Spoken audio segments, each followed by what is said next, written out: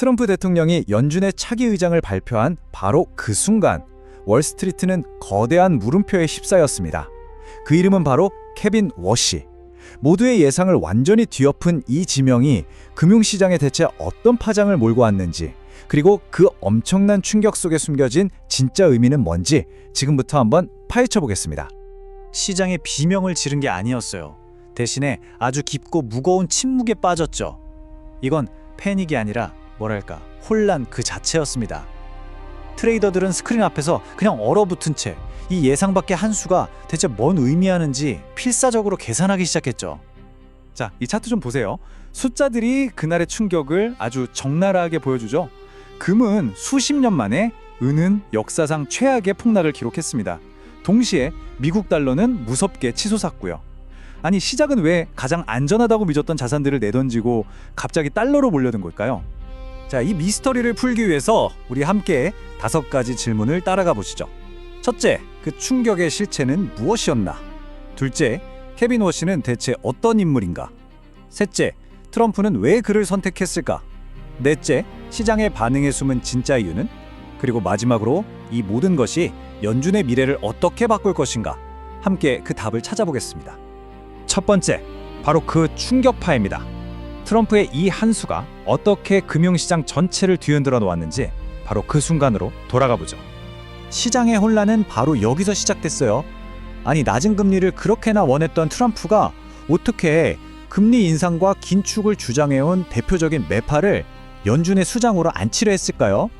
도무지 앞뒤가 맞지 않는 이 상황에 투자자들은 머리를 쥐어뜯을 수밖에 없었던 거죠. 자, 그렇다면 이 폭풍의 한가운데 서 있는 인물 케빈 워시는 대체 어떤 사람일까요? 그는 월스트리트와 워싱턴에서 아주 오래전부터 준비된 인물로 평가받아왔습니다. 그의 이력을 보면요, 그냥 평범한 경제학자가 아니에요.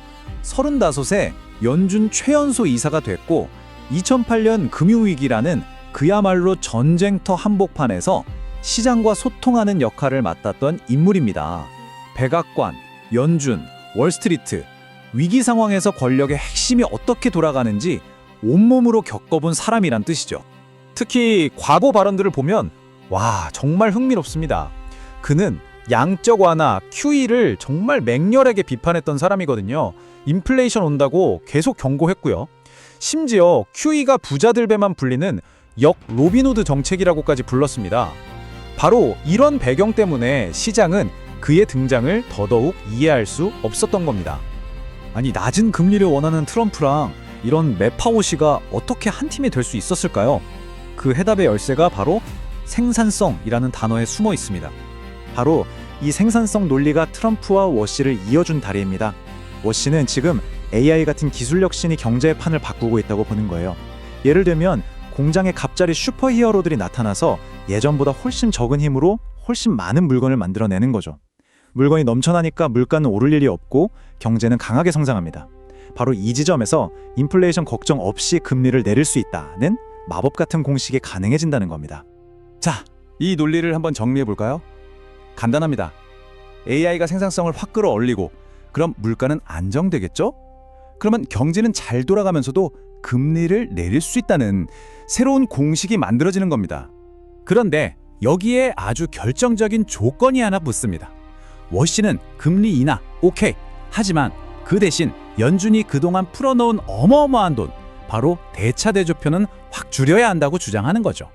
이건 뭐냐면 자동차 엑셀을 밟으면서 동시에 브레이크도 꽉 밟겠다는 거나 마찬가지예요. 시장이 주목한 건 엑셀이 아니라 바로 이 브레이크였습니다. 자, 이제 시장이 왜 그렇게 난리가 났는지 감이 오시죠? 시장은 금리 인하라는 사탕이 아니라 대차대조표 축소라는 이 강력한 브레이크가 가져올 충격에 먼저 반응해버린 겁니다. 핵심은 이거예요. 유동성이라는 목발 없이 금리를 내리겠다. 그동안 시장은 위기만 오면 연준이 돈을 무제한으로 풀어주는데 너무 익숙해져 있었거든요. 근데 그 파티가 이제 끝날지도 모른다는 공포를 느낀 겁니다.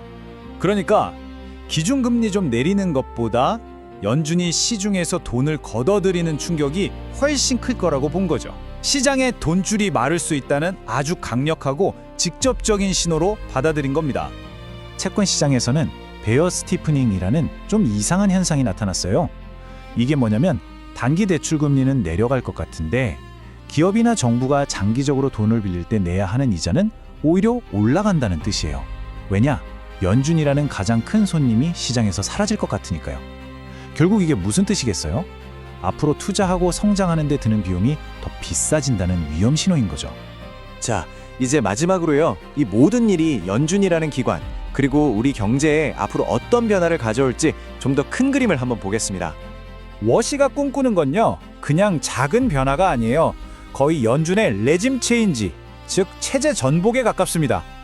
그는 더 이상 연준이 시장을 하나하나 챙겨주는 친절한 유모가 되면 안 된다고 생각해요.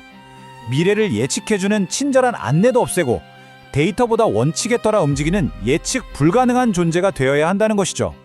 이건 지난 수십 년간 시장이 의지해온 연준의 역할을 뿌리부터 뒤엎는 선언입니다. 결국 이 모든 건 하나의 질문으로 이어집니다. 연준의 독립성. 과연 워시는 대통령의 정치적인 바람과 중앙은행의 독립성이라는 이 양날의 칼 위에서 균형을 잡을 수 있을까요? 아니면 한쪽으로 쓰러지게 될까요? 이게 그의 리더십을 평가할 가장 큰 시험대가 되겠죠. 그래서 우리는 이런 기묘한 질문 앞에 서게 됐습니다. 중앙은행이 기준금리는 내리는데 막상 우리가 체감하는 시장의 이자는 오히려 올라가는 세상. 어쩌면 이 모순적인 공식이 앞으로 우리가 마주할 새로운 금융시대의 모습일지도 모릅니다. 케빈 워시 등장은 그냥 한 사람의 인사를 넘어서 돈의 규칙 자체가 바뀌고 있다는 아주 거대한 신호탄일 수 있습니다.